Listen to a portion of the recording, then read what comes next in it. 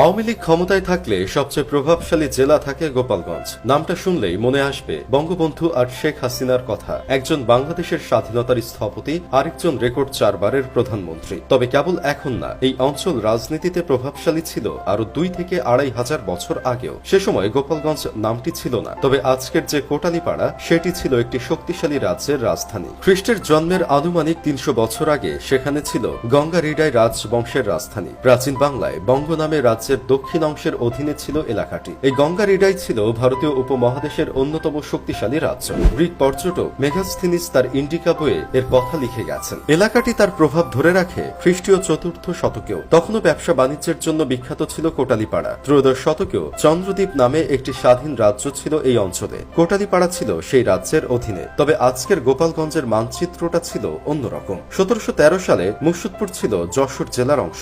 গোপালগঞ্জের বাকি অংশ ছিল ঢাকা